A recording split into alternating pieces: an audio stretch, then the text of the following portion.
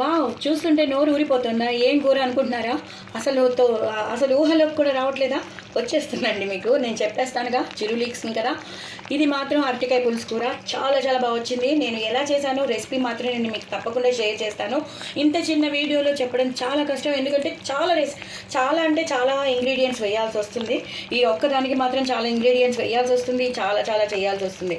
So, లాస్ట్‌లో మాత్రం కొత్తిమీర, కరివేపాకుతో ఎక్కువ గార్నిష్ చేసుకోండి. ఎంత కొత్తిమీర వేసుకుంటే అంత టేస్ట్ ఉంటుంది. సో, అస్సలు కొత్తిమీర తెప్పించుకున్నాకనే మీరు తప్పకుండా ఈ కూరని మాత్రం చేసుకోండి. చూసారు కదా నేను ఎంతెంత వేస్తున్నానో. మీతో మాట్లాడుతూనే ఉన్నాను, నేను కొత్తిమీర వేస్తూనే ఉన్నాను. సో, కొత్తిమీర ఫ్లేవర్ ఎక్కువ రావాలి, అలాగే కరివేపాకు ఫ్లేవర్ రావాలి. సో, నేను ఏమేమి మసాలా పౌడర్స్ వేశానో, ఎలా చేశానో మీకు తెలియాలంటే మాత్రం అరటికాయ పులుసు కూర చూసారు కదా, అసలు చూస్తుంటేనే మీకు నోరు ఊరిపోతుందా? ఒక్కొక్క అరటికాయని చక్కగా వేయించి పెట్టేసుకోవాలి ఇలాగా. మీకైతే నాన్ వెజ్ కర్రీ తిన్నట్టే ఉంటుందండి. Ditto to ditto non veg curry తింటున్నట్టే ఉంటుంది. మళ్ళీ మళ్ళీ చేసుకుంటూనే ఉంటారు. అరటికాయ ఫ్రైని మర్చిపోతారు, వేరే కూరల్ని కూడా మర్చిపోతారు. మరి దీన్ని వైరల్ చేస్తారో, ఏం చేస్తారో, ఎలా వైరల్ చేస్తారో అది నాకు తెలియదు. తప్పకుండా వైరల్ మాత్రం చేయండి. ఈ కూర మాత్రం చాలా విరివిగా చేసుకునేది కాదు, చాలా చాలా రేర్గా, చాలా చాలా టేస్టీగా చేసుకునేది, డెలిషియస్గా చేసుకునేది. సూపర్బ్ ఉంటుంది, ఎక్స్ట్రాడినరీ ఉంటుంది. కొంచెం టైం అయితే పడుతుంది, బట్ ఇంత టేస్టీ కూర మాత్రం మీరు వదిలిపెట్టలేరు, అసలు వదలరు కూడా.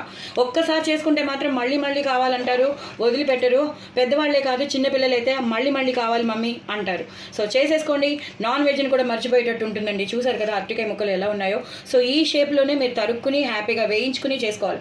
సో, ఇంకా నేను చెప్పాలంటే మాత్రం చాలా చాలా ప్రొసీజర్ ఉంది కాబట్టి మీరు తప్పకుండా సబ్స్క్రైబ్ చేసుకుంటేనే మీకు ఈ కూర ఎలా చేశానో తెలిసిపోతుంది.